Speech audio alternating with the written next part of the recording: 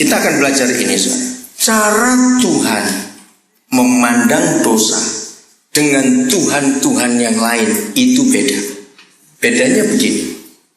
Semua Tuhan, semua manusia di dunia pasti memandang dosa itu dengan 3 hal. 1, jenis dosa. Pembunuhan, perzinahan, pencurian, narkoba, perampokan, beda semua. Nomor 2, semua manusia di dunia melihat dosa dari berat ringannya, besar kecilnya. Maka itu di KUHP ada pasal-pasal. Pembunuhan tidak satu pasal. Betul? Pasal ini pembunuhan berencana, pembunuhan tidak sengaja dan sebagainya. Begitu pula pencurian, perampokan, perzinahan. Ada pasal-pasal yang berbeda karena mereka semua, Tuhan dan manusia, melihat dosa itu dari besar kecilnya. Nomor 3, dosa itu bagi yang lain dan bagi semua manusia di dunia itu selalu dinilai dari dendam. Betul? Kalau nggak ada dendam, nggak akan ada dosa. Nah, Tuhan kita tidak melihat ini. Hari ini kita akan belajar mengenal kebenaran. Maka itu salah satu hal yang paling kuat. Mengapa Tuhan Yesus berkata, jangan menghakimi kamu. Hakimnya itu cuma aku. Masih ingat ayat itu?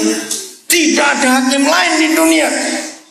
Hanya aku hakim itu. Karena ini tidak ada pengadilan di negara mana saja yang jaksa dan hakimnya bisa tahu isi hati orang.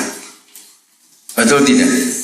Maka itu mengapa pengadilan perlu saksi? Karena hakim dan jaksa tidak pernah tahu yang tersimpan di hati orang. Itu sebabnya mengapa Tuhan Yesus disebut hakim yang adil. Sebab Dia yang bisa baca hati kita.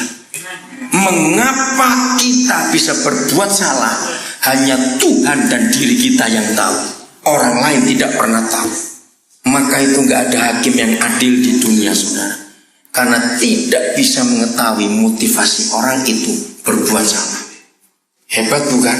Maka itu Alkitab kita adalah satu-satunya kitab suci agama di dunia ini yang identik dengan penjara. Karena di dalamnya berisi tentang penjara. Bahkan Yesus sendiri adalah terpidana mati.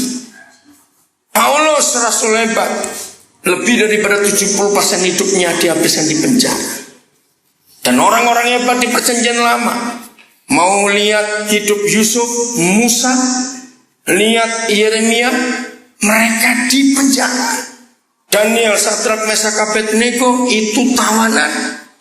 Jadi Tuhan kita yang kita panggil Yesus Kristus Tuhan itu sangat mengasihi kita orang berdosa. Amin, sangat mengasihi. Oke. Nah, begini cara Tuhan memandang dosa. Buat Tuhan, ada yang perlu pulpen? Tidak.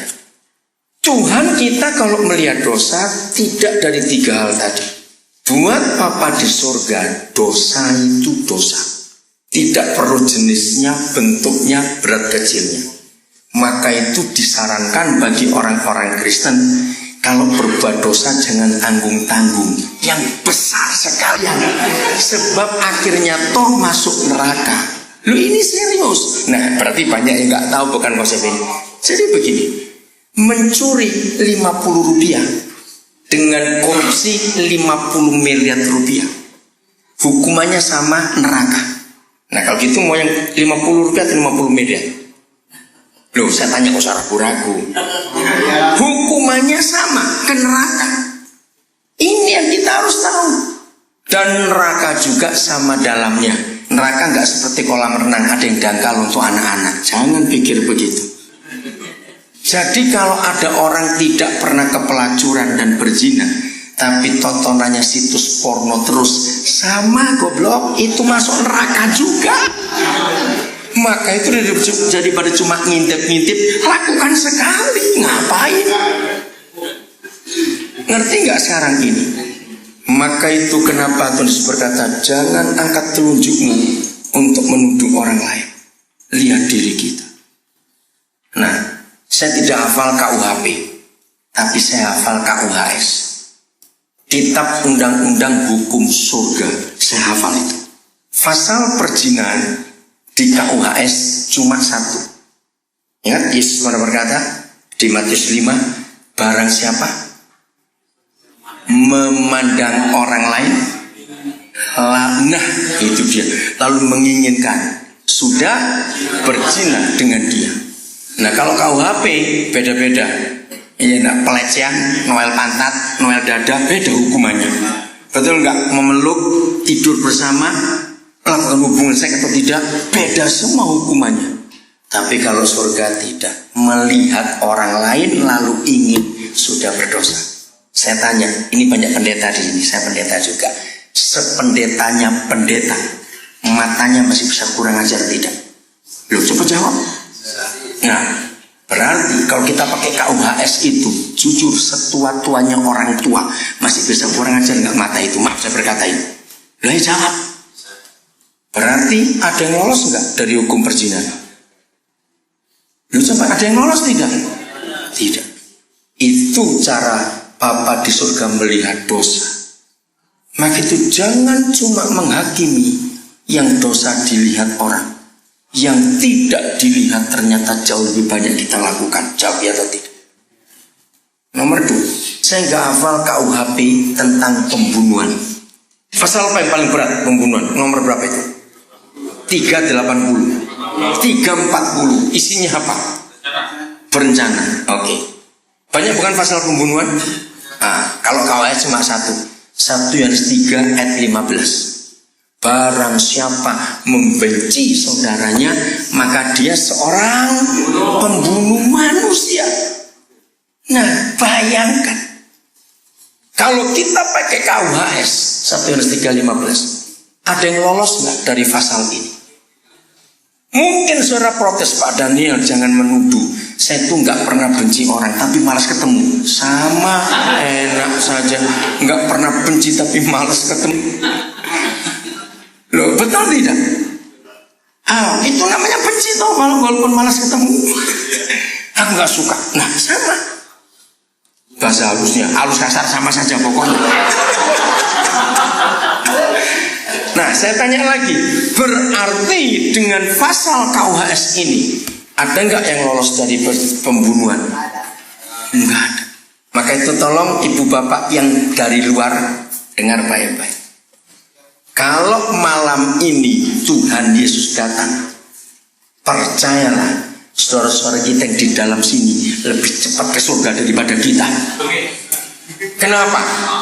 Maka itu tertawakan kami di dalam. Lihat kami, tertawakan kami. Kenapa mereka lebih cepat ke surga daripada kita? Sebab mereka sudah menjalani hukuman manusia. Kita belum. Diadili juga belum kita ini. Loh, betul tidak? Kita ini pezina, kita ini pembunuh. Cuma kita belum ketangkap. Maka itu jangan sombong. Apa yang kita mau sombongkan dalam hidup ini? Kita ini orang hukuman semua. Maka itu satu-satunya kitab suci agama di dunia yang membahas masalah penjara itu cuma Alkitab kita. Hebat. Jangan menuduh. Itu yang Tuhan ajarkan kepada kita. Lihat diri kita sendiri. Oke, kita lanjut yang berikut. Bedanya Tuhan dengan manusia yang paling dalam dan paling besar. Manusia itu sulit mengangkat stempel. Ngerti maksudnya? Tahu kata stempel? Contohnya, orang yang lulusan penjara di masyarakat itu akan tetap ada. Bahkan di negara mana saja, kalau isi formulir apa-apa, kan pasti ada tanya, pernah di penjara? Nah, itu manusia. Tapi kalau Tuhan kita tidak. Begitu kita bertobat, dia lupa, gak akan ingat lagi. Stempel itu dicabut, sudah. Itu yang luar biasa. Betulnya itu bukan. Itu yang luar biasa. Saya akan tunjukkan 2 ayat untuk itu, supaya kita tahu. Yang pertama, ya, bahwa Tuhan itu mengampuni dosa kita. Mazmur 103 ayat yang ke-12. Ini yang pertama, Mazmur 103 ayat yang ke-12. Kita akan melihat ayat ini. Dahsyat sekali. Ya, 103 ayat 12. Nah, dapat? Ayo baca sama-sama. Ya, 1, 2, 3. Sejauh timur dari barat,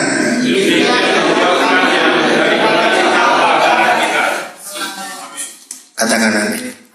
Kenapa bukan utara ke selatan, tapi timur ke barat? Kalau utara ke selatan ada titiknya, ada kutubnya. Dibuang dari utara ketemu di selatan. Tapi kalau timur ke barat ada titiknya tidak? Karena dunia bulat. Jadi Papa itu membuang semua dosa kita seperti itu. 1 Korintus 6 ayat 11. 1 Korintus 6 ayat yang ke-11. Dan beberapa orang di antara kamu demikianlah dahulu. Tetapi kamu telah memberi dirimu. Lihat, Papa di surga kalau mengampuni dosa kita itu menggunakan 3 tingkatan pengampunan. Dan itu luar biasa. 1. Tetapi kamu telah memberi dirimu diapakan? Disucikan. Yang kedua, kamu telah memberi dirimu diapakan? Dikuduskan. Yang ketiga ini dahsyat. Dan kamu telah memberi dirimu diapakan? Dibenarkan dalam nama siapa? Tuhan Yesus Kristus dan dalam roh Tuhan kita. Saudara, kalau saudara punya waktu, saudara boleh bongkar bahasa asli di bahasa Yunani. Saya mau terangkan singkat. Disucikan itu dicuci. Kalau cuma dicuci, tetap nggak bisa kembali asli. Sabun cuci sehebat apapun tidak bisa membuat kain itu, baju itu seperti baru. Betul tidak? Tetap ada yang nempel. Tapi sudah dicuci. Dikuduskan itu lebih tinggi lagi. Tapi yang Papa buat itu dibenarkan. Make it righteous, bahasa Inggrisnya. Nah, dibenarkan itu kalau di bahasa Indonesia kan begini.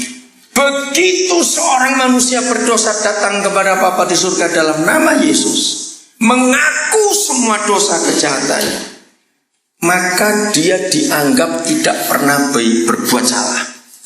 Itu yang luar biasa.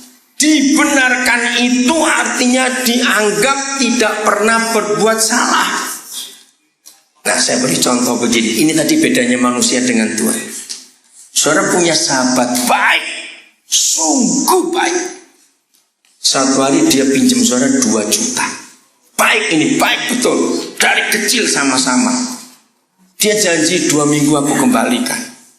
Sudah 2 minggu kali 100. Enggak balik-balik uang itu. Tapi namanya sahabat, ya kita relakan. Tetap baik, sungguh. Hati saudara, hati saya dengan dia nggak ada apa-apa. Tapi saya tanya, 2 tahun kemudian dia pinjam lagi. Tolong aku pinjam 5 juta. Pasti 2 minggu aku kembalikan. Sebaik-baiknya sahabat ini, jujur, muncul apa di pikiran ini? Nah, jawab cepat. Mungkin nggak sekasar itu. Dari dulu sebelum bayar, kok sekarang mau minjem lagi? Ini baik loh, teman baik loh. Mungkin tidak sekasar itu, tapi itulah manusia, tetap nempel. Yang dulu muncul lagi, jangan-jangan. Nah, kalau Papa di surga bersih langsung, dan dia menganggap kita tidak pernah berbuat salah. Hanya Tuhan yang bisa buat itu. Manusia sulit. Suami istri sekalipun, benar? Suami istri sekalipun seringkali stempel itu masih ada. Hari ini kita memperingati Paskah di Nusa Kambangan. Percayalah, seberat apa dosa kita, kalau kita mengaku dan bertobat, Dia menyucikan, Dia menguduskan, Dia membenarkan. Kok nggak amin? Saya nggak senang dibenarkan. Dianggap nggak pernah berbuat salah lagi. Itu luar biasa, sudah. Biar manusia ngomong apa saja. Biar data-data kita masih ada di Kementerian Kehakiman. Biar. Yang penting data di surga sudah bebas. Sudah tidak ada lagi. Kalau kita bertobat. 2 Korintus 5 ayat dengan cepat. 2 Korintus 5 ayat 16. 2 Korintus 5 ayat 16. Ada sebuah ayat yang agak membingungkan, tapi ini fakta yang luar biasa, saudara. Sebab itu kami tidak lagi menilai seorang juga pun menurut. Nah, ini buat saya bingung. Kalau manusia nggak diukur menurut ukuran manusia, diukur menurut ukuran apa? Kucing kah, kuda kah? Ini rahasia besar. Sebab itu kami tidak lagi menilai seorang juga pun menurut ukuran manusia. Belajarlah kita mengerti firman ini. Itu Bapa kita di surga. Dan jika kami pernah menilai Kristus menurut ukuran manusia, sekarang kami tidak lagi menilainya demikian. Nah, kalimat yang B saya tidak uraikan. Yang saya mau uraikan adalah, lalu kalau seorang manusia tidak boleh diukur dengan nilai atau ukuran manusia, lalu pakai ukurannya siapa? Ternyata ayat 17 jawabannya. Ayat 17, ini ayat terkenal. Jadi, terus kan, jadi siapa? Siapa itu siapa? Siapa dulu kita lihat. Siapa itu siapa? Saya. Kita semua. Nah, inilah ukuran yang harus kita lihat. Saya cuma cerita. Ada 2 mantan warga Nusa Kambangan yang sudah tinggal dengan kami. Saya tidak tahu, saya harap tidak ada temannya di sini. Saya harap tidak ada. Kalau ada, ya saya cerita. Erwin Baharudin. Ada yang masih ingat nama itu? Dia di LP Besi, nggak salah, Tombang Kuning saya. Lalu kedua itu Mukti, yang bapaknya sudah meninggal karena juga kasus Purwokerto. Kakaknya 2 di Permisan waktu itu, Agus dengan siapa satu ya? Semarang, Sandi Semarang ya. Dani ya? Ya, Dani.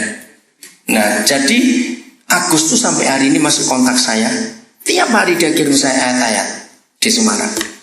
Nah, Mukti dengan Erwin itu tinggal dengan kami sampai hari ini. Erwin sudah menikah, sudah punya anak. Kami ngurus pernikahannya. Sebentar lagi dia akan masuk ke CBN di Solusi, acara Solusi. Ketika orang-orang melihat kami seperti itu, termasuk pendeta pun takut kalau rumahnya ada mantan nabi tinggal. Kalau kami tidak pernah takut, sebab kami pakai ayat ini untuk hidup. Jangan anggap yang mantan nabi itu jelek sebagai hukum dosa tadi. Saya pun belum tentu lebih baik dari dia. Saya belum tentu lebih baik dari saudara. Hanya Tuhan yang tahu. Betul tidak? Saya nggak pernah takut. Maka itu kemarin malam saya ketemu Pak Andreas. Pertama kali saya bilang, Pak Andreas, kalau ada lulusan yang dari Blitar dan nggak bisa pulang ke rumah karena keluarga nggak mau terima, beritahukan kami, tinggal di rumah kami. Termasuk saudara. Nanti kalau ada yang keluar dari sini dan keluarga tidak menerima saudara, kami akan terima saudara. Sungguh, siapapun saudara. Karena ayat ini, kami tidak boleh menilai seorang pun dengan ukuran manusia. Jadi ukuran apa? Ukuran ayat 17. Barang siapa yang di dalam siapa? Di dalam Kristus, dia adalah ciptaan baru. Kenapa baru? Karena yang lama sudah berlalu, semuanya yang baru sudah datang. Jadi begini cara Papa kita memandang kita. Saya beri ilustrasi. Kalau toh kita sempat ketemu Hitler, mungkin gak ada orang yang lebih kejam dari Hitler di dunia. Dia bunuh berapa jiwa? 6 juta lebih, saudara. Menurut firman ini, seandainya Hitler bertobat, mengaku salah, hanya Tuhan yang tahu isi hatinya, maka status pembunuh 6 juta orang itu hilang total. Dan di dalam Kristus, Hitler adalah pribadi yang baru. Amin kan? Itu Yesus. Tadi saudara Gopal, Paulus memberi kesaksian yang luar biasa. Dia nggak percaya Tuhan karena dia orang Buddha dari Nepal. Tapi begitu dia melihat film Yesus, dia dengar firman, dia menerima Yesus. Hal yang pertama muncul adalah ada yang hilang, ada yang lega. Terus saya bilang Amazing Grace. Saudara pernah dengar lagu itu? Besar anugerahnya, Amazing Grace, how sweet the sound. Oke, saya mau cerita sejarah lagu itu. Penulisnya seorang pelaut Inggris, masih muda, umur 20-an, tapi jahat. Dia pezina, dia pemerkosa, dia pencuri. Namanya pelaut zaman itu, John Newton. Berkali-kali pelayaran Eropa, New York, Eropa, New York, karena dia anak buah kapal. Dalam perjalanan yang kesekian kali dari Inggris ke New York, ternyata di kapal itu dia ketemu seorang penginjil. Saya lupa siapa nama penginjil itu. Penginjil ini digerakkan Roh Kudus untuk menginjili John Newton. Tapi kasar sekali. Mulutnya diceritakan Yesus dimaki-maki, diludahi. Tapi karena perjalanannya 11 hari, ya menyeberang laut Atlantik itu, maka tiap hari penginjil ini tidak segan-segan dan tetap sabar. Kamu itu perlu juru selamat. Dia itu benci dengan kekristenan John Newton. Hari ke-7 dalam pelayaran itu, aneh, muncul belas kasihan John Newton kepada penginjil itu. Ingat ya, belas kasihan gitu. Saya terlalu juga yang meremehkan, menghina dia. Ya udahlah, saya iya saja apa yang dia omongin. Jadi nggak serius, cuma karena kasihan saja. Oh, penginjil ini kan seperti ditipu, bukan? Wah, dia senang. Berarti apa yang gue kerjakan 7 hari ini kena. Oke, itu. Terus John Newton disuruh mengucapkan doa orang berdosa. Ikuti itu, seperti berapa kali kita pernah, Tuhan ampuni aku terima Yesus dalam hatiku semuanya. Ini cuma ikut, enggak sepenuh hati, saudara. Itu kesaksian John Newton. Begitu amin, dia seperti di sebuah tempat, ada yang hilang dari hatinya, ada yang membuka matanya, ada sesuatu yang tabir yang terlepas. Nah, penginjil ini bingung, kamu kenapa? Dikira mabuk laut. Muncullah kata Amazing Grace. Nah, grace-nya itu bahasa Alkitab, bahasa Yunaninya gratia, yang diambil sebagai bahasa hukum untuk Kementerian Kehakiman Republik Indonesia. Hanya seorang presiden yang bisa memberi grasi. Itu grace, anugerah. Amazing grace that saved a wretch like me. Nah, saudara, sampai hari ini saya itu tidak bisa menemukan terjemahan yang tepat. Ada 3 kamus penting dalam bahasa Indonesia. Ya, kamus bahasa Indonesia itu ada 3 yang paling penting. Ada ribuan yang lain, tapi 3. Wretch, tulisannya itu dia, REWRETCH. Ini hanya bisa diterjemahkan dalam bahasa Jawa. Jangan tersinggung. Wretch itu begini kalau bahasa Jawanya, buwejat. Nah, itu dia. Buwejat. Nah, itu kan gak ada Indonesianya. Jadi wretch itu bukan cuma jelek, lebih daripada itu, buwejat. Lebih dari bobrok. Bobrok masih agak lumayan. Ini buwejat. Oke, bisa tahu ya. Maaf, yang gak Jawa jangan tersinggung. Saya ngomong ini. That saved a wretch like me. Ini kata spontan, saudara. Jadi ini bukan karangan. Wow. Contohnya saja ya, misalnya, kalau ada yang terpidana mati yang saudara kenal, berapa kali minta gerasi dari presiden-presiden sebelumnya, sudah suruh bayar, nggak dapat. Tiba-tiba presiden memberikan. Lega enggak hidupnya itu? Ini muncul. I once was lost. Aku dulu sudah hilang. But now I'm found. Sekarang aku ditemukan. Was blind. Aku dulu buta, sekarang beli. Sampai di New York. Dia nggak balik lagi ke Eropa. Dia tinggal di Amerika. Dia jadi apa? Dia jadi penginjil. Tadi kami dengar Gopal bersaksi. Kalau Tuhan izinkan saya tinggal di Indonesia, saya akan pelayanan di sini. Kalau tidak, saya akan jadi berkat di Nepal juga. Luar biasa. Dan karena sadar ada sesuatu. Saudara, itulah 2 Korintus 5:17. Katakan amin. Jadi kalau masih ada mungkin, maaf, anggota keluarga saudara yang masih belum percaya bahwa saudara sudah bertobat, percayalah, Tuhan tetap percaya saudara. Ampuni orang-orang itu yang gak mau percaya saudara. Saya berkata di hadapan Tuhan, saya percaya saudara kalau sudah bertobat. Seringkali orang melihat penampilan orang, bukan? Betul tidak? Siapa yang tahu isi hati orang? Cuma Tuhan. Yang berikut, maka itu kita harus kenal. Jadi kita semua ciptaan yang baru. Yang lama sudah berlalu. Jadi gak usah takut lagi. Maaf, saya bukan merendahkan atau menghakimi, tapi saya percaya. Karena ini kesalahan gereja.